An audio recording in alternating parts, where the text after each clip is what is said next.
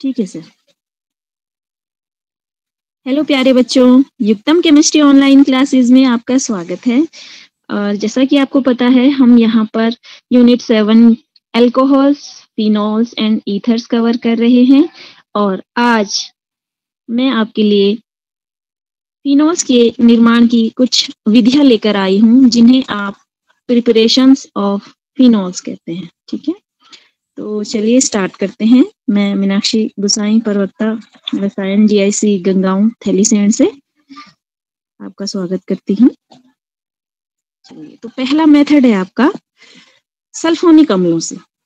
तो जब aromatic sulphonic अम्ल के सोडियम लवणों को आप सोडियम हाइड्रोक्साइड के साथ संगलित करते हैं, तो संगत फिनॉल के सोडियम व्युत्पन्न प्राप्त होते हैं, जिनका आप अम्लीकरण करने पर फिनॉल्स लेते हैं। ठीक है, तो कैसे? आपने लेना है एरोमेटिक सल्फोनिक अम्ल बोल रहा है। ठीक है, तो एरोमेटिक सल्फोनिक अम्ल लिया तो उसका भी क्या सोडियम सॉल्ट बनाना है। ठीक है, तो इस तरह से आपके पास अभिक्रिया हो जाती है। किसी बुक में आपको डायरेक्ट ये सोडियम बेंजीन सल्फोनेट मिलेगा। आपने इसकी क्या करनी है, सोडियम हाइड्रोक्साइड के साथ अभिक्रिया करानी है। ठीक है, आप यहाँ पर ताप ले लेंगे 573 केल्विन से 623 केल्विन। ठीक है, और आपने इनको आपस में मेल्ट करना है। ठीक है, आपको यहाँ पर सोडियम फिनॉक्साइड आयन प्राप्त हो जाएगा। ठीक है, यहाँ पर सोडियम फिनॉक्साइड, ठीक है, ONA पॉजिटिव, O पे नेगेटिव रहेगा, इस पे पॉजिटिव रहेगा। ठीक है, और बाकी क्या बचेगा आपका, देखिए यहाँ SO3 है। ठीक है, और आपका यहाँ क्या है, 2 Na है और 1 Na है। अब 1 Na तो आपने पहले से ले लिया है, तो बाकी कितने Na बचे, 2 Na और SO3, Na2SO3 प्लस ये देखिए 2 OH है, ये 2 OH, तो एक O तो आपका चला गया यहाँ और ये बचा वाटर, तो ये क्या हो जाएगा, वाटर, इस तरह से। तो जो ये आयन आपको सोडियम बेंजीन सल्फोनेट और सोडियम हाइड्रोक्साइड को आपस में इतने केल्विन ताप पर साथ गलाने में मिलता है, वो कहलाता है आपका sodium phenoxide ion, sodium phenoxide ion. ठीक है, अब नेक्स्ट क्या होगा, इसी सोडियम फिनॉक्साइड आयन को आप लेंगे। ठीक है, देखिए इसका क्या कर देंगे, आपने यहाँ पर देखा कि इसका हम क्या कर देते हैं, अम्लीकरण कर देते हैं, यहाँ पर लिखा हुआ है। आप सोडियम फिनॉक्साइड आयन लेंगे, ONA पॉजिटिव प्लस कोई भी अम्ल आप ले लीजिए, मैंने HCl लिया है, तो यहाँ पर आपको प्रोडक्ट के रूप में फिनॉल प्राप्त हो जाता है। ठीक है, ये देखिए क्या होगा, ये H पॉजिटिव और Cl नेगेटिव होता है। अब यहाँ भी पॉजिटिव और नेगेटिव है, तो पॉजिटिव आयन कहाँ जाएगा, नेगेटिव में, और ये जो पॉजिटिव होगा ये Cl नेगेटिव आयन के साथ निकल के यहाँ पे प्रोडक्ट के साथ बाहर आ जाएगा। ठीक है, तो इस प्रकार से जो आपको प्राप्त हुआ है, ये है आपका फिनॉल। ठीक है, तो इस तरह से आप समझेंगे कि आपने सबसे पहले अब नेक्स्ट इस स्लाइड में मैंने थोड़ा ये भी दिखा रखा है कि आप कैसे सल्फोनिक अम्ल को पहले सोडियम सल्फोनिक, जो सोडियम बेंजीन सोडियम सल्फोनेट है, उसमें कन्वर्ट करेंगे। ठीक है, फिर सेकंड स्टेप में आप जो आपने सोडियम बेंजीन सल्फोनेट ले रखा है, उसकी क्षारीय, ये क्षार है और ये अम्ल है, एक बार क्षार से अभिक्रिया कराएंगे और एक बार अम्ल से अभिक्रिया कराएंगे, तो आपको फिनॉल प्राप्त हो जाएगा। ठीक है, तो चलिए देखिए ये, ठीक है, ये तो वही अभिक्रिया है जो मैंने अभी कराई। ठीक, इसके अलावा नेक्स्ट स्लाइड में ये देखिए, सबसे पहले हमने क्या लिया है, यहाँ पर बेंजीन सल्फोनिक एसिड लिया है। ठीक है, और इसकी क्या करवा दी है, क्षार से अभिक्रिया करवा दी है और सोडियम बेंजीन सल्फोनेट बनाया है। ठीक है, ये एक्स्ट्रा में आपके लिए ये मैंने बनाया था कि आप सोचें कि ये बेंजीन, जो ये सोडियम बेंजीन सल्फोनेट है, वो कहाँ से आया, तो वो कहाँ से आया, आपने क्या लेना है, बेंजीन सल्फोनिक अम्ल लेना है और उसकी क्षार से क्रिया करा देंगे। ठीक है, तो आपको सोडियम बेंजीन सल्फोनेट प्राप्त हो जाएगा, वाटर निकल जाएगा। अब आपने इस सोडियम जो बेंजीन सल्फोनेट है उसको लिया यहाँ पर और क्या कर दिया, उसके क्षार से क्रिया करा दी, आपको सोडियम फिनॉक्साइड प्राप्त हो जाएगा। Na2SO3 होगा प्लस वाटर आपने अभी लिखा था वो मिलेगा। इसके बाद जो सोडियम फिनॉक्साइड आयन मिला है, सोडियम ये ऐसे नीचे होना चाहिए, ठीक है, सोडियम फिनॉक्साइड आयन मिला है, ये इसकी क्रिया आप किसी अम्ल के साथ HCl के साथ कराएंगे तो फिनॉल हो जाएगा, ठीक है, और NaCl निकल जाएगा। जो ओवरऑल रिएक्शन है वो ये है कि सबसे पहले आपने बेंजीन ली थी, सबसे पहले इससे भी पहले आपने बेंजीन ली थी, ठीक है, ये 11th का है, जब आपने बेंजीन हाइड्रोकार्बन्स पढ़े होंगे उसमें था ये कैरेक्टर, ठीक है। बेंजीन लिया, उसका ये सल्फोनेशन किया, सल्फोनेशन के बाद आपको बेंजीन सल्फोनिक एसिड यानी ये फर्स्ट प्राप्त हुआ, उसके बाद आपको ये सेकंड प्राप्त हुआ सोडियम फिनॉक्साइड, और सोडियम फिनॉक्साइड के बाद आपको क्या मिला, फिनॉल प्राप्त हुआ, ठीक है। तो कभी कभी इस प्रकार की भी ये अभिक्रिया आ जाती है हमारे पास, ठीक है। तो आप इसको भी कर सकते हैं, आप स्क्रीनशॉट ले सकते हैं या फिर यूट्यूब पे जाके आप जब पढ़ेंगे तो आप नोट कर लेंगे। दूसरा है फिनोलिक अम्लों से आप फिनॉल का निर्माण कैसे करेंगे। तो जब फिनोलिक अम्लों का आप विकार्बोक्सिलीकरण करते हैं, विकार्बोक्सिलीकरण मतलब होता है डीकार्बोक्सिलेशन, डीकार्बोक्सिलेशन ये भी हमारा 11th में हमने पढ़ा है कि डीकार्बोक्सिलेशन क्या हुआ। डी मतलब होता है निकालना, वी, और कार्बोक्सिलेशन यहाँ पे क्या है, कार्बोक्स है, कार्बोक्स कार्बन और ऑक्सीजन। तो जहां जिस अभिक्रिया में आप क्या कर रहे हो, CO2 को निष्कासित कर रहे हो, वो होती है विकार्बोक्सिलीकरण, या फिर आप इंग्लिश में कह लीजिए उसको डीकार्बोक्सिलेशन, ठीक है। तो फिनोलिक एसिड लेने हैं आपने और उनका डीकार्बोक्सिलेशन करेंगे तो आपको फिनॉल प्राप्त हो जाएगा, ठीक है। जैसे यहाँ पर अभी हम देखेंगे कि सैलिसिलिक अम्ल के जो सोडियम लवण होंगे, या आप सोडियम सैलिसिलेट बोल दीजिए, उसकी जब आप क्रिया क्या करवाएंगे, सोडा लाइम जिसको आप सोडियम हाइड्रोक्साइड भी कहते हैं, उससे अभी क्रिया कराएंगे, आसवन कराएंगे तो विकार्बोक्सिलीकरण होगा, यानी CO2 निकल जाएगा, फिर से आपको सोडियम फिनॉक्साइड प्राप्त हो जाएगा, ठीक है। और उस सोडियम फिनॉक्साइड की आप वापस से उसका अम्लीकरण करेंगे तो आपको क्या होगा, फिनॉल प्राप्त हो जाएगा। देखिए ये तो है फिनॉल। जब आपने इस पर सी ये ऑर्थो पोजीशन पर जो आपका है कार्बोक्सिलिक एसिड ग्रुप लगा दिया तो ये बन गया आपका सैलिसिलिक एसिड, ठीक है, सैलिसिलिक एसिड। अब मैं क्या कर दूं, सैलिसिलिक एसिड, अब मैं इसका, जब मैंने इसका मतलब सोडियम हाइड्रोक्साइड के साथ या धातु के साथ क्रिया कराई होगी, सोडियम धातु के साथ, तो क्या हो जाएगा, जो फिनॉल हो जाएगा, यहाँ से जो फिनॉल के साथ लगा हुआ समूह है कार्बोक्सिलिक समूह, इसका ये H रिमूव हो जाएगा और यहाँ पर क्या आ जाएगा, ठीक है, Na आ जाएगा। तो तब मैं इसको बोलूंगी कि ये सोडियम, ये क्या सैलिसिलिक एसिड का सोडियम लवण है, ठीक है। तो इसका नाम हो जाएगा सोडियम, धातु का नाम सदैव पहले आता है सोडियम, और ये सैलिसिलिक था तो अब ये सैलिसिलेट हो जाएगा, ठीक है। तो ये है आपका सोडियम सैलिसिलेट, ठीक। तो सोडियम सैलिसिलेट आपने प्राप्त कर लिया। अब इस सोडियम सैलिसिलेट का आपने क्या करना है, सोडा लाइम के साथ इसकी क्रिया करानी है, पहले भी कराई थी आपने जैसे ही इसको प्राप्त करने के लिए, ठीक है।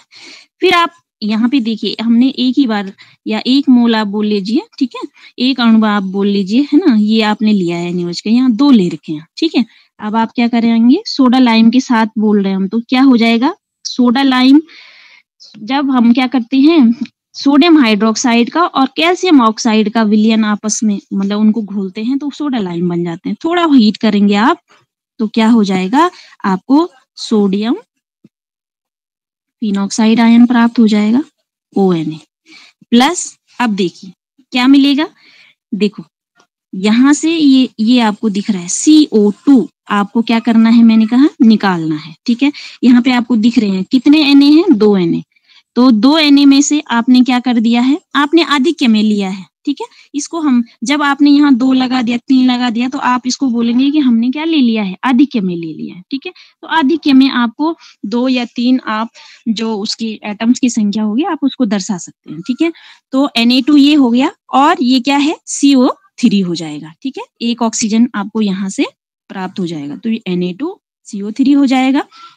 और इसके साथ साथ वापस से इसमें कितने OH हैं, 2 OH हैं, ये देखिए तो एक H2O यहाँ मिल जाएगा। ये देखिए एक ऑक्सीजन छूट रहा है तो एक ऑक्सीजन यहाँ इसके साथ संयुक्त होकर ये कार्बोनेट बना देगा। कार्बोनेट की वैलेंसी -2 होती है तो सोडियम की +2, तभी ये क्या होंगे, संयुक्त होकर सोडियम कार्बोनेट। यानी यहाँ पर आपको दिख रहा है कि जो कार्बोनेट है उसमें कहीं ना कहीं क्या है, आपका CO2 छुपा हुआ है। अब CO2 का निष्कासन हो गया, तभी तो ये विकार्बोक्सिलीकरण है, ठीक है, और H2O तो रिमूव हो गए। तो इस प्रकार से ये तो इसका फर्स्ट स्टेप है, जिसमें आपने क्या बना दिया, सोडियम फिनॉक्साइड आयन बना दिया, ठीक है। अब क्या है, देखिए अब हम सोडियम फिनॉक्साइड आयन लेंगे। इस प्रकार से आप लेंगे सोडियम फिनॉक्साइड आयन, उसका अम्लीकरण कर देंगे। और ये स्टेप आपने अभी इससे पहली वाली स्लाइड में किया था कि यहाँ पर आपको क्या हो जाएगा, फिनॉल प्राप्त हो जाएगा और NaCl आपका रिलीज हो जाएगा, ठीक है। तो प्रोडक्ट क्या बना आपका, फिनॉल, ठीक है। तो इस प्रकार से आपने इस वाली अभिक्रिया में देखा कि क्या हुआ आपका, आपने पहले जो सैलिसिलिक एसिड था उससे सोडियम सैलिसिलेट बनाया विद सोडा लाइम फर्स्ट। इसके बाद आपने क्या किया, सोडा लाइम के साथ जब अभिक्रिया मिली आपने कराई तो आपको क्या मिला, ये सोडियम फिनॉक्साइड आयन मिला। ये सोडियम फिनॉक्साइड आयन है, ठीक, ये क्या है, सोडियम फिनॉक्साइड आयन। और इसका आपने क्या कर दिया, अम्लीकरण कर दिया, आपको फिनॉल प्राप्त हो गया, ठीक है। तो इस तरह से ये देखिए इस इमेज में आप समझ सकते हैं, ये देखिए, ठीक है। तो ये आपने यहाँ पर क्या लिया है, यहाँ पर आपने ले रखा है ये सोडियम सैलिसिलेट, ठीक। आपने ये इसका मिश्रण कहलाता है आपका सोडा लाइम, ठीक, सोडा लाइम। अब आपको क्या प्राप्त हो गया, यहाँ पर सोडियम फिनॉक्साइड आयन प्राप्त हो गया, ठीक। Na2CO3 और H2O निकले। अब सोडियम फिनॉक्साइड यहाँ पर आपका मुख्य उत्पाद था इस सेकेंड स्टेप में, तो आपने इसको लिया और इसका HCl से रिएक्शन करवाई तो आपको क्या प्राप्त हो गया है, फिनॉल प्राप्त हो गया, ठीक है। तो ये हो गया है ना। तो आप इसको करेंगे। नेक्स्ट है आपका थर्ड, डायएजोनियम लवणों से। अच्छा, आपने जब मैंने आपको हेलो एरीन्स पढ़ाई थी तो उसमें आपने देखा था कि डायएजोनियम क्या होते हैं, ठीक है। जब आप डायएजोनियम हमने इस प्रकार से बनाया था, अगर आपको याद होगा, ये डायएजोनियम हैलाइड बोल रहे हैं, तो मैं सपोज यहाँ पर हेलोजन में मैंने कौन सा ले लिया, ये क्लोराइड ले लिया। तो इस पर क्या होता है, एक नाइट्रोजन पर पॉजिटिव चार्ज रहता है और एक क्लोराइड आयन पर क्या रहता है, नेगेटिव, है ना। तो ये डायएजोनियम सॉल्ट है। सॉल्ट वो होता है जिसपे पॉजिटिव और नेगेटिव चार्ज साथ साथ चलते हैं, ठीक है। अब आपने बनाना है फिनॉल। फिनॉल के लिए चाहिए आपको बेंजीन रिंग, तो आप यहाँ पर क्या ले लेंगे, बेंजीन डायएजोनियम क्लोराइड ले लेंगे। क्या ले लेंगे, ये बेंजीन डायएजोनियम क्लोराइड आपने लिया। अब आपने क्या करना है, जो बेंजीन डायएजोनियम क्लोराइड ली, इसकी सल्फ्यूरिक अम्ल की उपस्थिति में या आप जो भाप आसवन विधि है उसके द्वारा डायएजोनियम लवण का आप जब जल अपघटन करते हैं, यानी आप इसमें वाटर ऐड करेंगे, ठीक है, with in the presence of concentrated H2SO4, ठीक है। थोड़ा बहुत हीट देंगे तो आपको क्या प्राप्त होगा, फिनॉल प्राप्त हो जाएगी, ठीक है।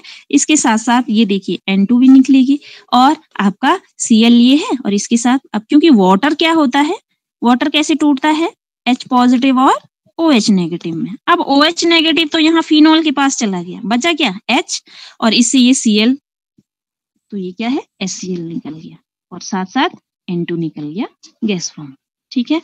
तो ये फिनॉल के निर्माण की प्रयोगशाला विधि है, ठीक है। तो सबसे ज्यादा सुविधाजनक भी है ये, है ना। तो सिंपल सा है कि आपने बेंजीन डायएजोनियम सॉल्ट लेना है और क्या करेंगे, उसको जो बेंजीन डायएजोनियम सॉल्ट होगा उसको उबलते हुए तनु H2SO4 में मिलाएंगे, जिससे क्या होगा, जल अपघटन पर आपको फिनॉल प्राप्त हो जाएगा, ठीक है। तो इस तरह से इमेज के माध्यम से समझेंगे इसे। ये देखिए, ठीक है। तो यहाँ पर क्या है, ये देखिए, है ना, H2SO4 मिलाते हैं, उबलते हुए तनु H2SO4 में मिलाया तो क्या हो जाता है, जल अपघटन हो जाएगा और क्या हो जाएगा, यहाँ पर आपको phenol with nitrogen and hydrochloric acid. ठीक, तो ये है। चलिए इसके बाद नेक्स्ट है आपकी नेक्स्ट मेथड आपका हेलोएरिन से। जिस प्रकार से आपने अभी पीछे बेंजीन डाइएजोनियम क्लोराइड देखा था, उसी प्रकार से ये भी है। अब हेलोएरिन्स में क्या है, फिनॉल का निर्माण आप हेलोएरिन्स को जो सोडियम कार्बोनेट ले लीजिए या फिर आप सोडियम हाइड्रोक्साइड ले लीजिए और इनका जलीय विलयन लेना है आपने। और डिग्री सेंटीग्रेड में लिखेंगे तो 350 डिग्री सेंटीग्रेड ताप होगा और दाब ले लेंगे आप 300 एटमॉस्फेरिक प्रेशर। ठीक है, और 10% NaOH बोल रहे हो तो विलयन जब हमने आपको चैप्टर पढ़ाया था तो 10% सोडियम हाइड्रोक्साइड विलयन का मतलब है कि आपने 100 ml टोटल सॉल्यूशन बनाया हुआ है। जैसे आपने 100 ml बनाया तो उसमें क्या है, 10 ml तो सोडियम हाइड्रोक्साइड है प्लस 90 ml क्या है उसमें वाटर है। ठीक है, तो ऐसे है ना। और आप क्लोरोबेंजीन लेंगे और उसमें 10% ये वाला जो आपने बनाया है 10% आप क्या ले लेंगे, सोडियम हाइड्रोक्साइड उसका ले लेंगे और जल अपघटन करने पर आपको क्या मिल जाएगा, इतना ताप देने पर, इतना दाब रखने पर आपको फिनॉल प्राप्त हो जाएगा। और ये जो प्रक्रम है वो डाउज प्रोसेस कहलाता है। ठीक है, तो इस प्रकार से अगर आप केल्विन में ताप लेना चाहते हैं तो आप क्या करेंगे, 350 में 273 ऐड कर देंगे। कहीं कहीं आपको बुक में ये भी मिलेगा, तो ये क्या हो जाएगा आपका, सीधे इसको ऐड कर लेना, जितना ताप बनेगा वो क्या हो जाएगा आपका यहाँ पर आ जाएगा। ठीक, तो ये हो गया है ना। चलिए इसको भी इमेज के माध्यम से समझते हैं। ये देखिए, ठीक है, क्या ली, क्लोरोबेंजीन ली, ठीक, सोडियम हाइड्रोक्साइड लिया, ये जो भी उसके लिए स्थितियां हैं, परिस्थितियां, जो भी कंडीशन आपने ले रखी हैं वो ली, और ये NaCl और H2O निकल गया। पहले सोडियम फिनॉक्साइड आयन बनेगा, 2 Na है, एक Na क्या है आपका यहाँ आ गया है O के साथ। ठीक है, एक Na बचा तो वो क्या हो गया, Cl को लेके यहाँ पर Cl के साथ निकल गया।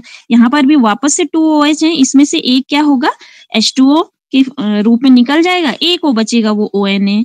इस प्रकार से सोडियम फिनॉक्साइड आयन बना देगा बेंजीन रिंग के साथ अटैच होके। ठीक है, फिर इसका वापस से अम्लीकरण करेंगे तो फिनॉल प्राप्त हो जाएगा और NaCl वापस से निकल जाएगा। ठीक है, तो इसको आप यहाँ पर ऐसे भी समझ सकते हैं। देखिए ये क्या होगा, ये Na होगा, ये Cl के साथ निकल जाएगा। अब हमको क्या चाहिए, O के साथ H ही तो चाहिए, ये पॉजिटिव नेगेटिव, तो ये H क्या होगा, यहाँ पर हाइड्रोक्सिल के रूप में बेंजीन रिंग से जुड़ेगा तो फिनॉल का निर्माण करेगा। ठीक है, तो इस प्रकार से देखिए ये हो गया है ना। अब नेक्स्ट है आपका क्यूमीन से। अच्छा, ये आज का मतलब आपकी लास्ट स्लाइड ही समझो कि क्यूमीन से आप कैसे फिनॉल प्राप्त करते हैं। तो क्यूमीन से फिनॉल प्राप्त करने के लिए आपके जो ये कई बार परीक्षा में भी आता है कि क्यूमीन से आप फिनॉल कैसे प्राप्त करेंगे। ठीक है, तो देखिए चलिए करते हैं इसको। तो फिनॉल के उत्पादन में अब क्यूमीन क्या है, क्यूमीन एक हाइड्रोकार्बन है जिसको आप क्या करते हैं, बेंजीन और प्रोपीन से इसका निर्माण करते हैं। ठीक है, अब इन मतलब आपने क्या लिया, बेंजीन ली। ठीक है, अभी कर देंगे इसको, बेंजीन लेंगे, उसके बाद आप लेंगे प्रोपीन। ठीक है, दोनों ही एल्कीन है, एक है एरोमेटिक एल्कीन और एक है एलिफेटिक एल्कीन। और आप इसका क्या करेंगे, H3PO4 ठीक है जो अम्ल है उसके साथ इसकी क्रिया कराएंगे तो आपको क्यूमीन प्राप्त हो जाएगा। ठीक है, फिर क्यूमीन का जब आप एयर ऑक्सीडेशन करते हैं तो आपको यहाँ पर मैंने लिखा हुआ है कि ये क्यूमीन हाइड्रोपेरोक्साइड में क्या कर लेंगे, हम इसको ऑक्सीकृत कर लेंगे। उसके बाद जो क्यूमीन हाइड्रोपेरोक्साइड होगा उसकी हम क्या करेंगे, तनु HCl या ले लीजिए आप, तनु HCl के साथ क्रिया कराएंगे तो फिनॉल और एसीटोन में क्या हो जाएगा, वो परिवर्तित हो जाएगा। ठीक है, क्यूमीन इसलिए जनरल मेथड है क्योंकि इससे क्या होता है, फिनॉल के साथ साथ अत्यधिक मात्रा में एसीटोन भी प्राप्त होता है।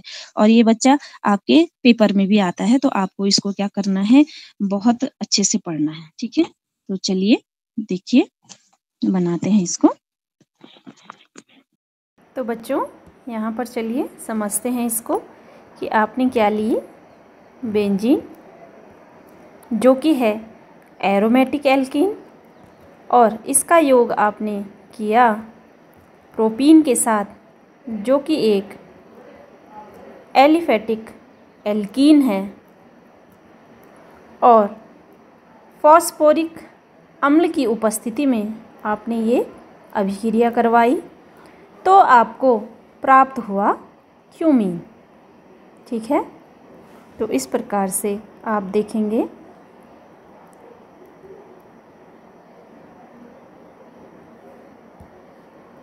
ये क्या है आपका क्यूमीन, यहाँ पर H भी है। ठीक है, तो आप देख रहे होंगे यहाँ पर हाइड्रोजनों की संख्या है 3 और 2 5 और 1 6, जबकि यहाँ पर 3 और 3 6 और 1 7। तो ये एक हाइड्रोजन कहाँ से आया? जब ये कार्बन यहाँ पर बेंजीन के साथ संयुक्त हुआ होगा तो यहाँ पर कार्बन के पास पहले से हाइड्रोजन उपस्थित है, तो वो हाइड्रोजन क्या हो जाएगा, यहाँ एडजस्ट हो जाएगा। ठीक है, तो जो ये कंपाउंड आपको प्राप्त हुआ ये है क्यूमीन। अब आपने इसका क्या कराना है, एयर ऑक्सीडेशन करवाना है। ठीक है, एयर ऑक्सीडेशन करवाएंगे आप तो आपको क्यूमीन हाइड्रोपरऑक्साइड प्राप्त हो जाएगा। देखिए इस प्रकार से ये आपका इतना कंपाउंड तो आपका क्या था, क्यूमीन पहले से था CH3 और अब क्या हुआ, इस H की जगह यहाँ पर O आ गए और H पीछे शिफ्ट हो गया। तो परऑक्साइड यानी कि जब ऑक्सीजन, दो ऑक्सीजन आपस में क्या हैं, यहाँ पर एक एक इलेक्ट्रॉनों की शेयरिंग करते हैं और बाकी दूसरे इलेक्ट्रॉनों की शेयरिंग वो यहाँ पर जैसे कार्बन के साथ कर रहा है ये, और ये किसके साथ कर रहा है, यहाँ पर हाइड्रोजन के साथ कर रहा है। ठीक है, तो ये आपका हो जाएगा कंपाउंड क्यूमीन हाइड्रोपरऑक्साइड। ठीक, हाइड्रोपरऑक्साइड। अब इसका आपने क्या करना है, अम्लीकरण करना है डाइल्यूट HCl की उपस्थिति में। ठीक है, तो आप अम्लीकरण करेंगे तो देखिए यहाँ पर क्या हो जाएगा आपका, देखिए ये बंद यहाँ से ब्रेक होगा। ठीक, यहाँ से और यहाँ से भी ब्रेक होगा। ठीक है, तो इस ऑक्सीजन के पास यहाँ से जो इलेक्ट्रॉन बचेगा वो इसको यहाँ पर ले जाएगा, इस कार्बन के पास जो इलेक्ट्रॉन बचेगा वो यहाँ पर ले जाएगा, और इस प्रकार से कार्बन और ऑक्सीजन के बीच क्या बन जाएगा, द्विबंध। और इस कार्बन के पास पहले से 2 मिथाइल ग्रुप हैं, तो ये आपका बन जाएगा एक कीटोन। तो जैसा हमने कहा था कि क्यूमीन से फिनॉल बनाने के प्रोसेस में कीटोन भी साथ होता है। अब आपके पास क्या बच गया, ये इतना OH बच गया और ये बेंजीन रिंग। तो बेंजीन रिंग में जब आप OH लगा देते हैं तो वो क्या बन जाता है, फिनॉल। ठीक है, तो यहाँ पर फिनॉल तथा एसीटोन जो कि एक कीटोन है, इसका मिश्रण प्राप्त होता है। ठीक है बच्चों, तो चलिए इसको इमेज के माध्यम से समझते हैं। नेक्स्ट,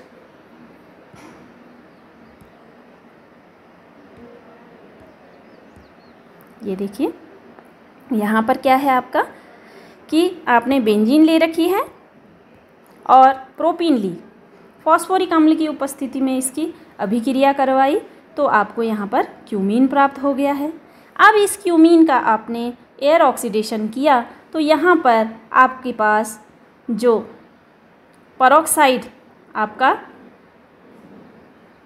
मॉलिक्यूल है वो यहाँ पर जुड़ गया है। ठीक है, अब ये हो गया आपका क्यूमीन हाइड्रोपरऑक्साइड।